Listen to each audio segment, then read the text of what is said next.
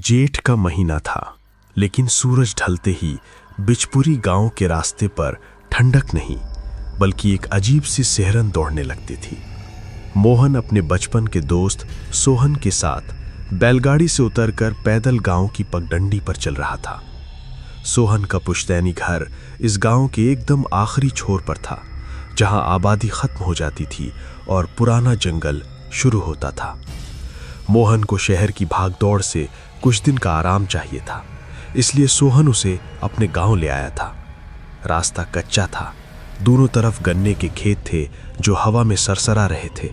शाम गहरा रही थी, दूर कहीं सियारों के रोने की आवाज आ रही थी। अरे सोहन भाई, तेरा गांव तो बड़ा डरावना लग रहा है। इतनी शाम हो गई पर कोई आदमी नहीं दिख रहा खेतों में, और ये हवा, इसमें कैसी अजीब सी सड़ांध है। भाई आवाज धीरे रख, यहाँ शाम के बाद लोग खेतों में नहीं रुकते। और ये सड़ांध, ये उस तालाब की है जो मेरे घर के पीछे है। मैंने तुझे बताया था ना, मेरा घर बहुत पुराना है, दादाजी के जमाने का। बस तू मेरे साथ रह और ज्यादा इधर उधर मत देखना।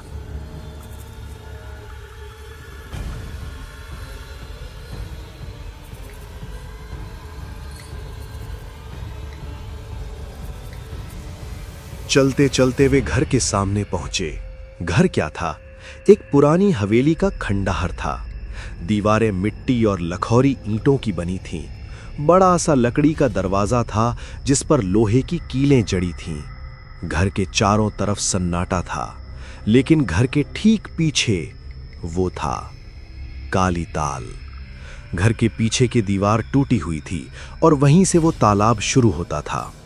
पानी बिल्कुल काला था। उसके किनारे पर कोई घास नहीं थी, सिर्फ काली गीली मिट्टी थी। तालाब के किनारे एक सूखा हुआ पीपल का पेड़ झुका हुआ था, जिसकी परछाई पानी में किसी राक्षस जैसी लग रही थी। मोहन की नजर जैसे ही तालाब पर पड़ी, उसे लगा कि पानी हिल रहा है, जबकि हवा बंद थी। तभी घर के औसारे में, बरामदे में, एक बूढ़ा आदमी लालटीन चला रहा था। वो घर का पुराना रखवाला बिरजू काका था।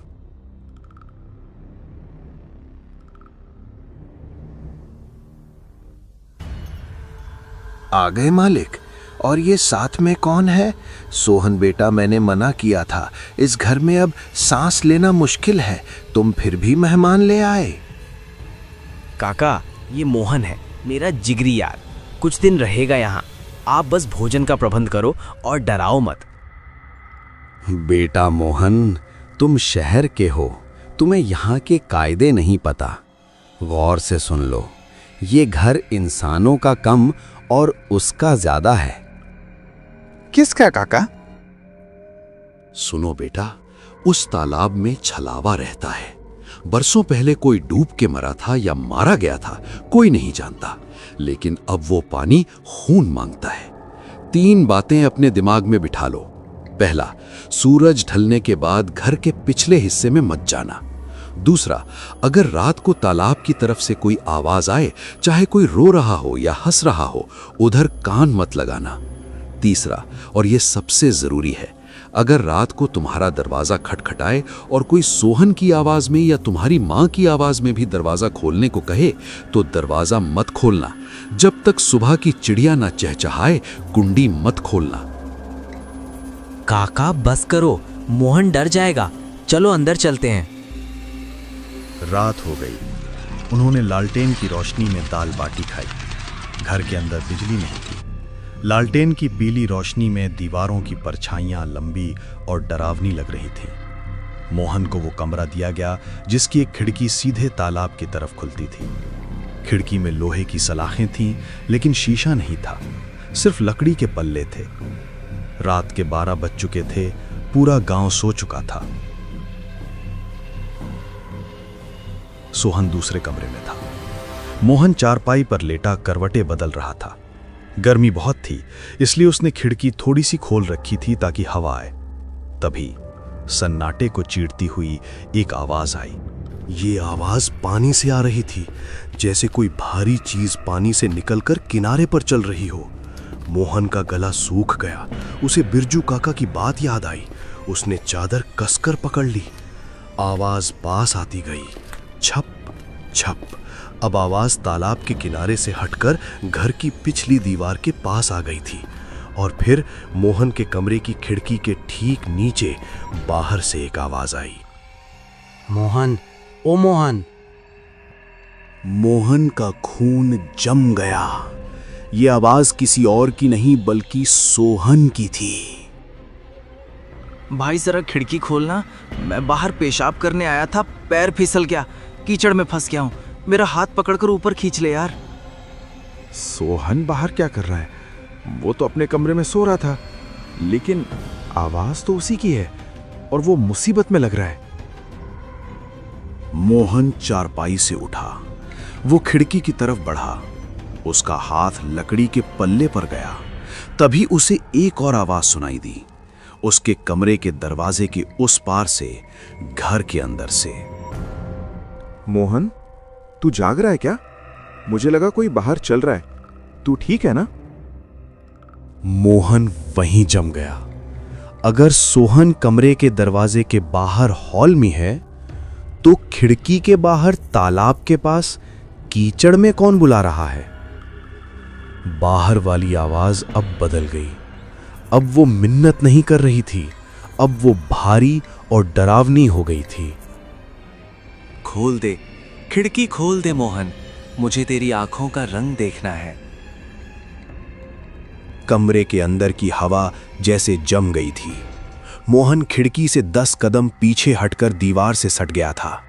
उसका पूरा शरीर पसीने से भीगा हुआ था, जबकि बाहर से आने वाली हवा हड्डियों को गलाने वाली ठंडी थी। खिड़की के बाहर से जो आवाज आई थी, मुझे तेरी आंखों का रंग देखना है, वो अब सोहन की आवाज नहीं थी। वो एक ऐसी भारी और खुरदरी आवाज थी जैसे किसी सूखे कुएं के तल से आ रही हो। उस आवाज में एक अजीब सा चुंबकीय आकर्षण था, जो डरा भी रहा था और बुला भी रहा था। तभी कमरे का दरवाजा जोर से खुला। नहीं, दूर रहो। मोहन, क्या हुआ? तू चिल्ला क्यों रहा है? मैं हूं सोहन, मुझे लगा तू किसी मुसीबत में है। मोहन ने अपनी फटी हुई आंखों से सोहन को देखा। उसने घर के कपड़े पहने थे और उसकी आंखों में नींद और डर दोनों थे। ये असली सोहन था। मोहन की जान में जान आई, लेकिन डर कम नहीं हुआ। उसने कांपते हुए हाथ से खिड़की की तरफ इशारा किया। वहां खिड़की के बाहर कोई है। वो तेरी आवाज में बोल रहा था सोहन। उसने कहा कि वो कीचड़ में फंसा है और उसे मदद चाहिए, लेकिन तू तो यहां है। सोहन का चेहरा पीला पड़ गया। उसे बिरजू काका की चेतावनी याद आ गई, वो अपनों की आवाज में बुलाएगा। सोहन ने लालटेन को थोड़ा ऊपर उठाया और बहुत दबे पांव खिड़की के पास गया। लकड़ी के पल्ले बंद थे, लेकिन उनके बीच में पुरानी दरारें थीं। सोहन ने अपनी एक आंख बंद की और दूसरी आंख उस दरार से सटाकर बाहर झांका। बाहर घना अंधेरा था, लेकिन तभी बिजली कड़की और उस क्षणिक नीली रोशनी में सोहन ने जो देखा, उसके पैरों तले जमीन खिसक गई। तालाब का पानी उबल रहा था और खिड़की के ठीक नीचे लोहे की सलाखों को पकड़े हुए एक आकृति खड़ी थी। वो हूबहू सोहन जैसी दिख रही थी, वही कपड़े, वही कदकाठी, लेकिन उस चीज की गर्दन अजीब तरीके से एक तरफ लटकी हुई थी, जैसे हड्डी टूटी हो। और जब उस चीज ने अपना चेहरा ऊपर उठाया तो सोहन की चीख हलक में अटक गई। उस चेहरे पर आंखें नहीं थीं। आंखों की जगह सिर्फ 2 गहरे काले गड्ढे थे, जिनमें से कीचड़ बह रहा था। और उसका मुंह कान से कान तक फटा हुआ था, एक विभत्स मुस्कान में। देख लिया, पहचान लिया अपनी ही परछाई को। सोहन झटके से पीछे हटा और जमीन पर गिर पड़ा। लालटेन उसके हाथ से छूट गई, लेकिन गनीमत थी कि बुझी नहीं। भाग मोहन, बाहर वाले कमरे में चल, ये जगह सुरक्षित नहीं है, सोहन चिल्लाया। दोनों दोस्त कमरे से निकलकर दालान की तरफ भागे, जहां बिरजू काका बैठे थे। काका अपनी तुलसी की माला जप रहे थे, लेकिन उनके हाथ इतनी जोर से कांप रहे थे कि माला के मन के आपस में टकराकर खटखट की आवाज कर रहे थे। उसने तुम्हें देख लिया ना, मैंने कहा था वो मन को पढ़ता है। अब वो सिर्फ डराएगा नहीं, अब वो अंदर आने की कोशिश करेगा। तभी घर की खपरेल वाली छत पर आवाजें आनी शुरू हो गईं। धम धम धम। ऐसा लग रहा था जैसे कोई भारी भरकम जानवर, शायद कोई भैंसा या घोड़ा, छत पर दौड़ रहा हो। फिर खपरेल खिसकने की आवाज आई। Sir sir. धूल और मिट्टी छत से नीचे गिरने लगी। वे जानते थे कि छत पर कोई जानवर नहीं चढ़ सकता। अचानक छत की आवाजें बंद हो गईं। सन्नाटा छा गया। और फिर घर के मुख्य दरवाजे पर, जो गली की तरफ खुलता था, वहां से एक आवाज आई। इस बार आवाज डरावनी नहीं थी। इस बार आवाज रोने की थी। एक ममतामयी औरत के रोने की आवाज। सोहन, बेटा सोहन, दरवाजा खोल। तेरे पिताजी को दिल का दौरा पड़ा है। हम उन्हें शहर के अस्पताल ले जा रहे हैं। सोहन बेटा, जल्दी बाहर आ, गाड़ी खड़ी है। सोहन एकदम से खड़ा हो गया। ये आवाज उसकी मां की थी। उसकी मां जो शहर में रहती थी। उसका दिल तड़प उठा। सोहन की आंखों में आंसू आ गए। वो दरवाजे की तरफ लपका। उसका विवेक काम करना बंद कर चुका था। बिरजू काका ने अपनी लाठी सोहन के पैरों में फंसाकर उसे जमीन पर गिरा दिया। मूर्ख मत बन, होश में आ। तेरी मां शहर में है। यहां अभी रात के 2 बजे इस बारिश और कीचड़ में कौन सी गाड़ी आ सकती है? ये छलावा है। ये तुझे ममता के जाल में फंसाकर बाहर खींचना चाहता है। अगर तूने कुंडी खोली तो बाहर तेरी मां नहीं, तेरी मौत खड़ी है। लेकिन काका, ये आवाज, ये तो बिल्कुल माँ जैसी है। वो रो रही हैं। अगर सच में कुछ हुआ हो तो मैं अपने आप को कभी माफ नहीं कर पाऊंगा। सोहन, तू सुन नहीं रहा? तेरे पिताजी की सांसें उखड़ रही हैं। दरवाजा खोल दे मेरे लाल। तू इतना पत्थर दिल कब से हो गया? सोहन काका की पकड़ से छूटकर दरवाजे की कुंडी की तरफ बढ़ा। उसका हाथ लोहे की कुंडी पर जा चुका था। तभी मोहन, जो कोने में खड़ा था, उसकी नजर दरवाजे की नीचे पड़ी। सोहन, रुक जा, नीचे देख, फर्श पर देख, मोहन चिल्लाया। सोहन ने नीचे देखा। दरवाजे की नीचे की झिली से कुछ अंदर आ रहा था। वो पानी था, काला, गाढ़ा और बदबूदार पानी।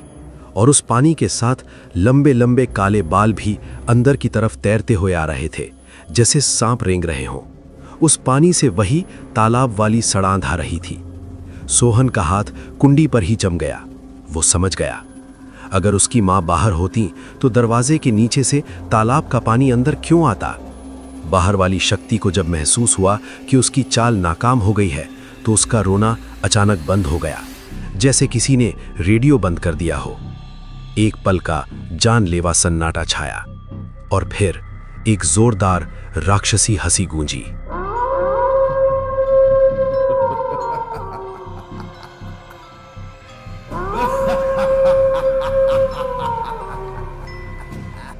बच गया? समझदार हो गया है तू सोहन, लेकिन कब तक बचेगा? ये रात बहुत लंबी है और मेरे पास अंदर आने के और भी रास्ते हैं। अब दरवाजे पर हमले शुरू हो गए। धड़ धड़ धड़। दरवाजा पुराना सागौन की लकड़ी का था, लेकिन हर धक्के के साथ वो अंदर की तरफ झुक रहा था। मिट्टी की दीवारों से धूल झड़ने लगी। ऐसा लग रहा था कि बाहर कोई एक आदमी नहीं, बल्कि 10 लोग मिलकर दरवाजे को कंधे से तोड़ रहे हैं। मोहन ने देखा कि दालान की दूसरी तरफ, जहां रोशनदान था, वहां एक परछाई रेंग रही थी। वो परछाई इंसान की नहीं थी, वो किसी मकड़ी की तरह दीवारों पर चल रही थी। काका, ये अंदर आ जाएगा, दरवाजा नहीं टिकेगा। हमें क्या करना चाहिए? आग। छलावा आग से डरता है। सोहन, रसोई से केरोसिन का डिब्बा ला और मोहन, घर में जितने भी कपड़े मिले उन्हें इकट्ठा कर। हम दरवाजे के आगे आग जलाएंगे। अंधेरा इसका दोस्त है, रोशनी इसका दुश्मन। सोहन और मोहन ने पागलों की तरह काम किया। उन्होंने दरवाजे के ठीक आगे पुराने कपड़े और लकड़ियां जमा की और उन पर केरोसिन छिड़क दिया। काका ने माचिस जलाई और आग लगा दी। आग की लपटें ऊंची उठीं। जैसे ही आग जली, बाहर से दरवाजे पर पड़ रहे धक्के रुक गए। एक चीख सुनाई दी, गुस्से और जलन से भरी चीख। आग? तुम मुझसे आग से लड़ोगे? मैं पानी हूं, मैं आग को पी जाऊंगा। अचानक घर के पिछले हिस्से से, जहां वो तालाब वाली खिड़की थी, कांच टूटने की एक जोरदार आवाज आई। छनाक! किसी ने बाहर से पत्थर नहीं मारा था, किसी ने अपने नंगे हाथों से खिड़की की सलाखें उखाड़ दी थीं। हवा का एक तेज तूफानी झोंका अंदर आया। वो हवा इतनी गीली थी कि उसने पल भर में दरवाजे के पास जल रही आग को बुझा दिया। पूरे घर में घुप अंधेरा छा गया। सिर्फ बादलों की गरज और बिजली की चमक रह गई। और उस अंधेरे में घर के अंदर से एक गीली चिपचिपी आवाज आई। ये आवाज अब बाहर से नहीं थी, ये आवाज उस टूटी हुई खिड़की वाले कमरे से आ रही थी। जैसे कोई भीगा हुआ इंसान नंगे पैर फर्श पर चल रहा हो। वो अब घर के अंदर था। घर के अंदर का अंधेरा अब साधारण अंधेरा नहीं था। वो एक गाढ़ा चिपचिपा कालापन था जो आंखों के साथ साथ फेफड़ों को भी जकड़ रहा था। लालटेन बुझ चुकी थीं, आग ठंडी पड़ चुकी थी और बाहर बिजली कड़कने पर जो क्षणिक रोशनी होती थी वो राहत देने के बजाय डर को और बढ़ा देती थी। उस सन्नाटे में एक ही आवाज गूंज रही थी, पच पच पच।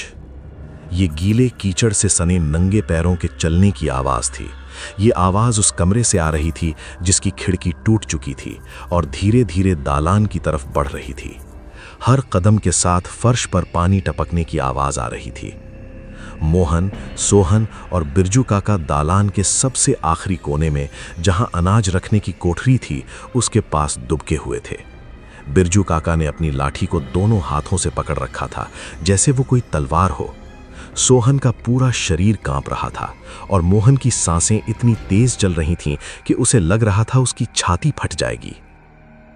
काका, वो अंदर आ गया है, अब हम नहीं बचेंगे, वो हमें मार डालेगा। चुप रह, जब तक सांस है तब तक आस है।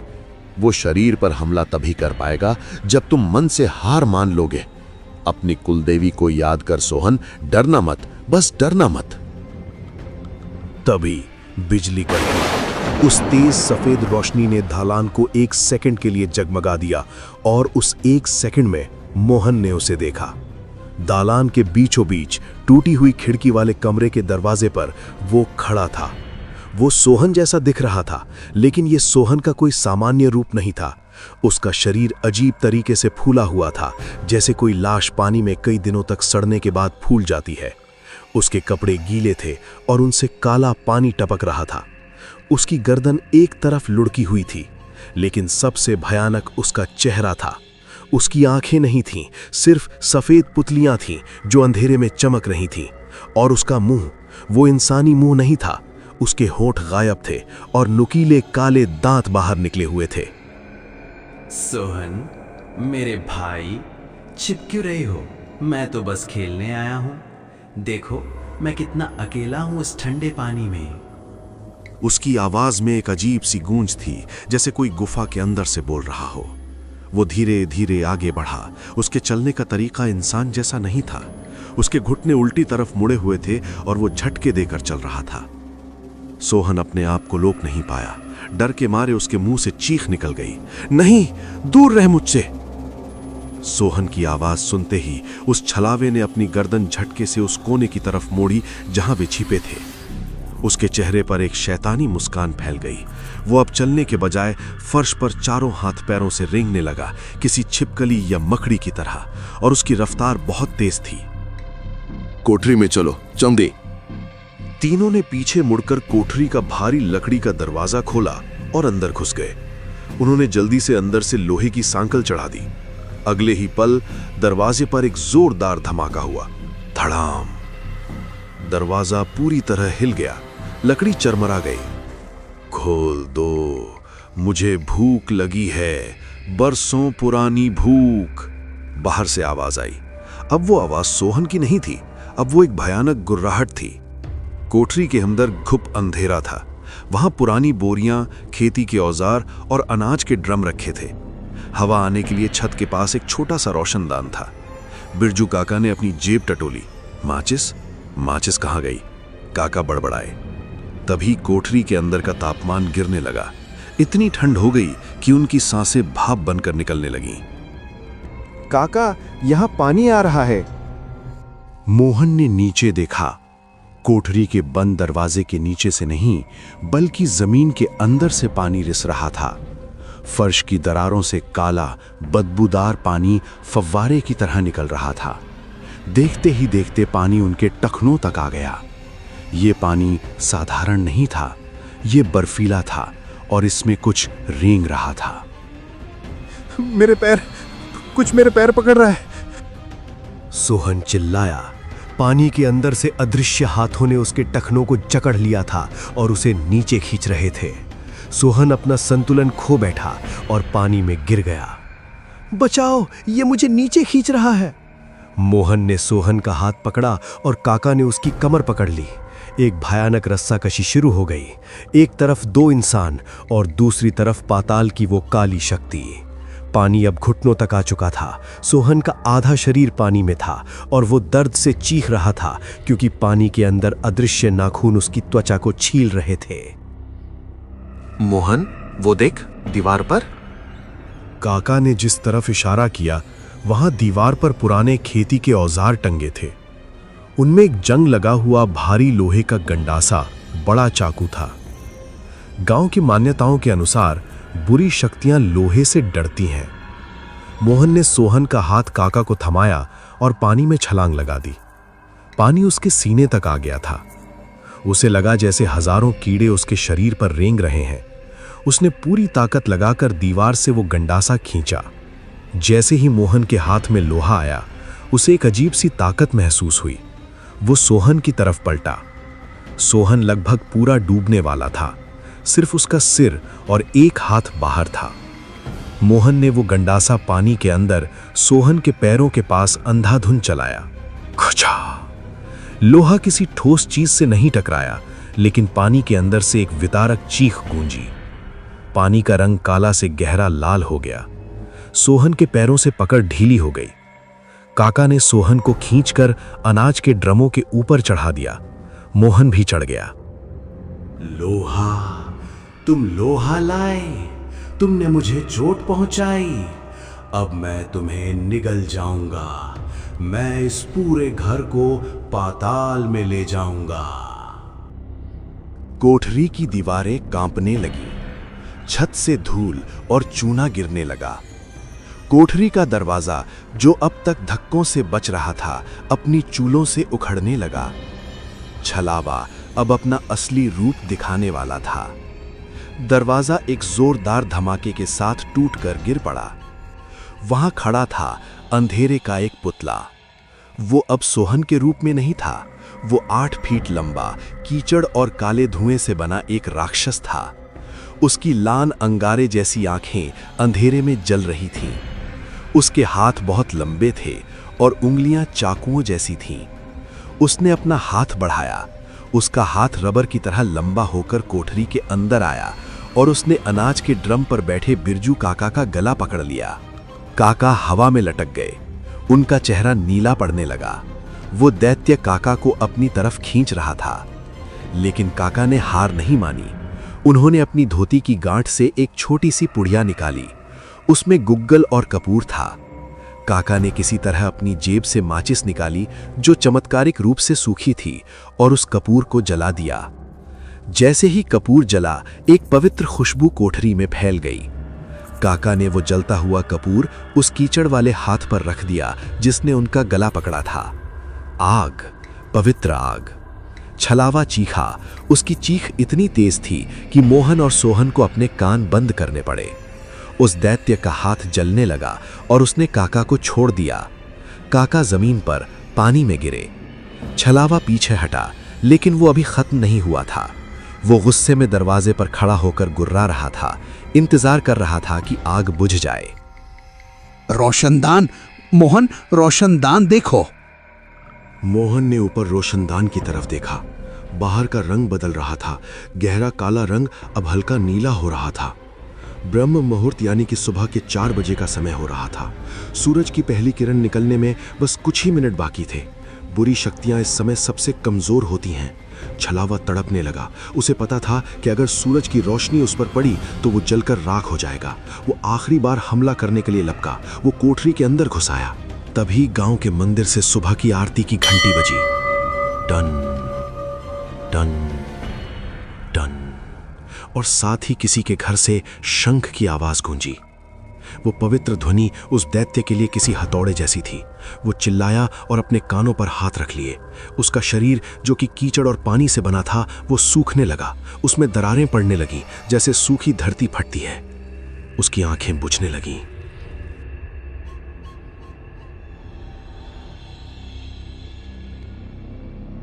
मैं फिर आऊंगा, पानी कभी नहीं मरता।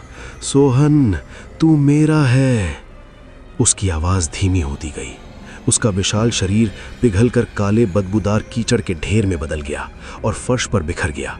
वो कीचड़ तेजी से बहता हुआ कोठरी से बाहर निकला, दालान से होते हुए टूटी हुई खिड़की के रास्ते वापस तालाब में जा गिरा। कोठरी का पानी भी उतर गया।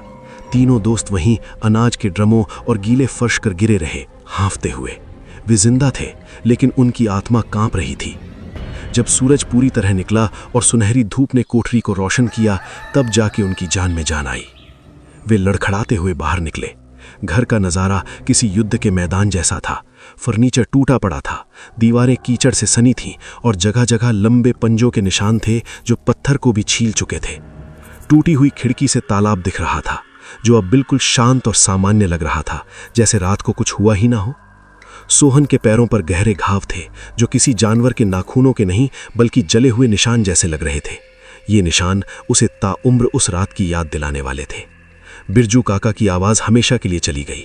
उस रात दैत्य ने उनका गला इतनी जोर से दबाया था कि उनकी स्वर तंत्रिकाएं यानी कि वोकल कॉर्ड्स डैमेज हो गई थी।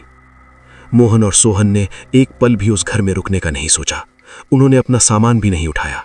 वे जैसे थे वैसे ही फटे कपड़ों और नंगे पैर गांव से शहर की तरफ भाग निकले। रास्ते में किसी ने पीछे मुड़कर नहीं देखा।